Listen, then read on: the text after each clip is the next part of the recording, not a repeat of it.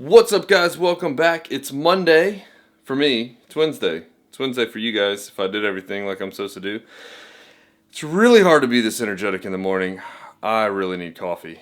So I'm supposed to do a bad boy video eventually, but the weather's gross. It's wet and rainy, and well, I just talked to my boy Fat Boy though up in PA, and he says it's about to snow up there. So I guess I should probably complain less about weather. But I'm still not riding my motorcycle and filming this. I might ride my motorcycle when it's not pleasant, but I'm not going to put a video out about it. Who wants to see gloomy skies in a video, you know? All you guys up north are trying to vicariously live through us southern guys with nice weather, not crappy rainy weather. Anyway, today we're talking my 3 most used tools because, well, I get requests for my bad boy and what tools I use. Let's get to the shop. If this is your first time here, my name is John Maxwell, and I'm a highly trained unprofessional right here at Chattahoochee Harley Davidson. And on this channel, I bring you guys to work with me. So if you want to learn more about Harley Davidson, hit that subscribe button right now. Alright, I'm officially late for work right now. So it's here at 9. I still got to get coffee made and see what's going on for the day. And at lunchtime, we're going to talk about tools, finally.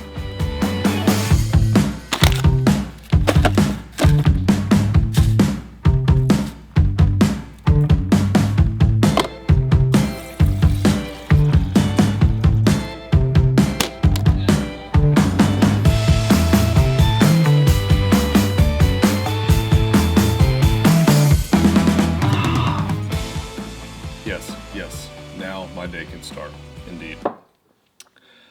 I should mention that everything I use is pretty much Snap-on.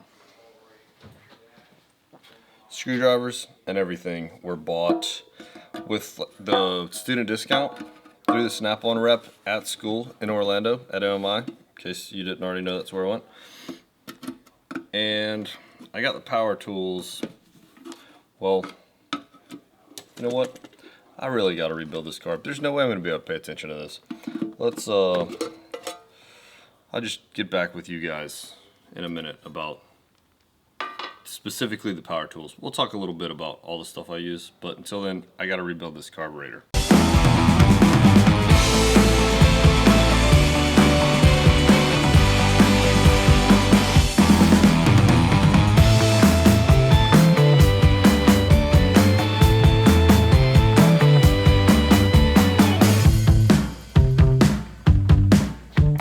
Alright, so I shot a carburetor video, working on a battery, it's charging and whatnot. And because of the crap weather, all my appointments canceled. So now I gotta clean up because, well, I'm technically still working, so I can't like shoot a video about my tools because that's definitely not actually being productive. So, yeah, that's my Monday. Only tech here, nothing to do. Technically there is a rough riding bike, but its roads are wet, which is sketchy. I guess I'm going to play on WhatsApp a little bit with Moto Noob Rider and Blockhead, Dan Dan the Fireman, and Biking Bird, because, well, that's what's going on.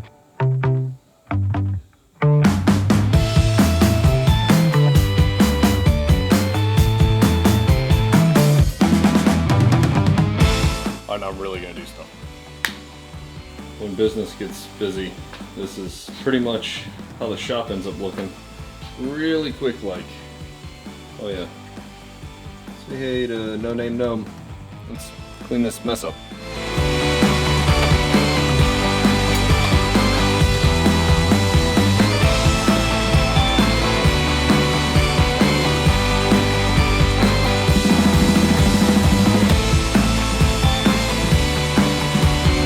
This bike's been sitting for a while. $10 says the tires are flat.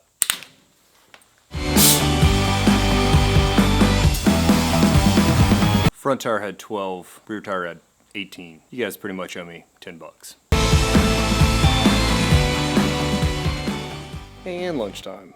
I managed to get some of this stuff cleaned up, which is nice. Benches are clear for a few minutes till lunch is over. So when I was in school, I bought this big box, and I got a $400 gift certificate with it. With that $400 gift certificate, I bought this roll cart and well, that was pretty much all of the money. I bought the original power tools, impact, cordless screw. It's broken now. It doesn't even see that. Yeah. So I replaced them. So I keep all this stuff up top because I use it the most, which is why we're starting the tool series, if this comes that, with the cordless stuff. When I first started this whole YouTube thing, I got a lot of comments about how people wouldn't like power tools being used on their bike. Like this guy and this guy. It's just the first two I found. But anyway, as the videos have gone on, more and more people ask me about these 14.4 volt tools. Cordless screwdriver is like my go-to for the little stuff. Really small stuff, there's actually 2 speed settings. You can't even really tell, but it's 1 and 2. It's a clutch on it, so if it's less than 100 inch-pounds, you can actually just lower it to 1, if you can see that, or 5, or all the way up to 9, and it'll actually, when it gets tighter than that, it'll just click instead of continue to turn. So it's really not very tight at all. Yeah, it's a good tool. It has forward and reverse without like a regular drill. You gotta like press the button back and forth. It's a quick chuck, so you just drop it in there and it's good to go. It only goes up to 100 inch-pounds, so like derby covers that you guys see me on, using it on all the time, air filter installs, yeah, anything quarter 20 or smaller. Quarter 20 being the bolt size, and if you didn't already know that. That's a perfect fastener. The torque spec is like the maximum of this, but it also locks. So I usually cut it out, but you can actually like turn this. That's why it's a cordless screwdriver, not an impact. So you can feel how tight stuff is. You can break it loose by hand and then zoom it out. Cordless ratchet. You know what? I'm not starting cordless ratchet yet. The next one I bought after the cordless screwdriver was the impact. It's available in a 1/4 or a 3/8, but most of my bit sockets are all 3/8, so it makes more sense than that one. It is a little stronger than the 1/4. It's rated for 120 foot-pounds. I use it a lot for, well, 5/16 and bigger hardware. For disassembly, for reassembling, you gotta be a little more careful. It's got some stank on it, but nothing like air tools. Air tools are a little overkill for most of the fasteners on here. Considerably higher torque spec. Because while this thing is rated for 120, it can't do that for real. It will take lug nuts off of a trike rear wheel, but it doesn't get them tight enough. I torque them. I can take them off, but then I re-torque them to 100 foot-pounds. Impacts do not lock. So there's no like hand turn to feel how tight something is, but it's really good for, well, like when I do shift linkage, I can take it off the bike and run the hardware out with that impact, where if I was using like a hand tool, well, there's no leverage to like break it loose. So impacts, the high speed of impacts are good for stuff like that. The cordless ratchet is also available in 1/4 or 3/8. Same deal though. All my bit sockets are 3/8 drive for the most part. Of course, I have an adapter to make it 1/4, so like I can use my 1/4 fasteners, but I usually don't need it. This tool is rated for like 35 foot-pounds, and it's tired. It doesn't get that tight at all. I like this tool too though because it also locks. So it's a legit ratchet that in between, like, you break it loose, run it out really quick, and you're apart. When you want to run something in, always start it by hand, run it in, and then make sure it's tight. I use it for mufflers. You see me do that a lot. Highway pegs. The angle at which everything, like how much space you have to get to something, really dictates which of these tools I use. I use the ratchet for all size hardware. It's just if I need that 90-degree instead of, you know, an impact with an extension and everything else on it. It works really well, but you do have to be careful with it because some of the smaller fasteners, it could tear it up. But you've got that ability to let it just contact and then turn a little bit and make sure it's good. Trying to think what else you guys might want to know about these. If you got any questions, of course, put them in the comments. Oh yeah, so the ratchet. One reason why I really like Snap-on's version over Air Ratchets and some of the other brands is this button. See, the lever style, hold on.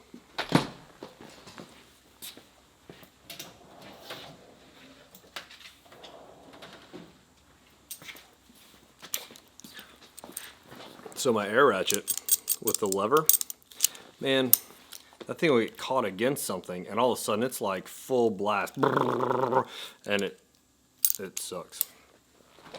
But the button, I've never gotten the button stuck somewhere. Just these crappy levers that I think this thing's actually rated for the same thing as that, but the cordless is much quieter, which is nice when you're doing this all day with people everywhere.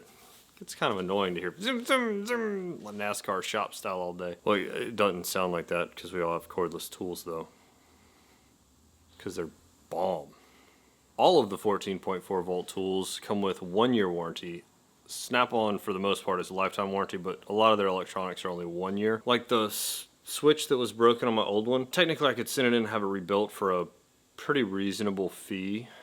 It's just not worth it because I have the newer 14.4 versions.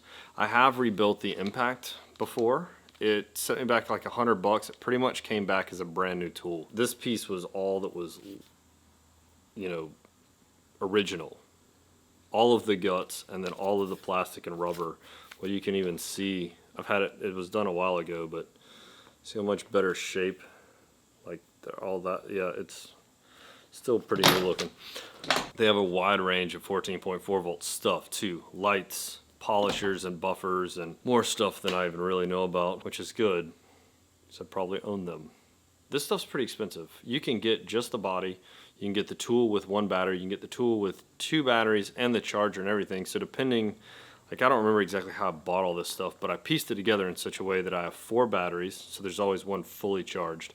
I have a charger for it, and I have 3 tools. So they range from $150 for the battery to $350 for like batteries and chargers and kits and everything. So initial startup's pretty rough, but as you just are buying the tool only because you have enough batteries, it's not so bad. I've run the same batteries for 3 or 4 years and they're still going strong. I did have to rebuild the impact, but you know that's gonna happen. I rebuilt my tool. I think some of the other guys have just legitimately replaced their other brand impacts because rebuilding it's not an option. I think we probably spent the same amount of money though. They replaced their tool for $100. I rebuilt mine for $100. So anyway, that should be said. Like Ryobi, Milwaukee, Craftsman. Is Craftsman still around? I don't know. Wherever they are. So there are other brands out there, but these are lighter. Most of them are faster. Their specs are better. Like the free spin on these things is like, whoa. They make me money so I can spend more money. For you guys, it might be worth it to look at other stuff, but what you're looking for is your screwdriver to lock so that you can actually feel how tight stuff gets. I don't know why I keep doing this. Like, you know what I'm saying. You want to be able to feel your fasteners, how tight they are. I don't know if other brands make ratchets, but the cordless screwdriver impact, that's something that you can find through a wide range of stuff. If they're better than Snap-on, I'd be surprised, but you just got to think to yourself how much you want to spend on a tool. Does it make you money or is it just a hobby? But even if it's just a hobby and you just enjoy working on your bike, well, there's still, like, you don't want to spend your whole day working on your bike. You still want to ride it. So power tools are a great way to speed up the process and get you back on the road in a timely manner. It does take some practice though. Like, I went behind myself with the impact for months, like checking torque to know that I was getting rear fender bolts tight enough or whatever hardware I was using, docking hardware, stuff like that. I needed to know it was actually tight enough or not too tight. So it took a little bit of practice for me. I suggest learning your own tools as well. I think that's it. So that's pretty much all I can think about today, I guess. There's a ton of tools I have. So if you have any requests about what I use, the cordless tools are just what I get asked the most about, so I figured I'd start with those. They're also my favorite tools and the ones I use the most, so it just made sense that I was going to talk about tools, which I get questions about all the time. Start with those. If you guys enjoyed this video, make sure to give it a big dirty thumbs up. If you want to see more content like this, hit that subscribe button. Make sure to tap that bell notification too so you know when I upload. and I'll see you guys in the next one.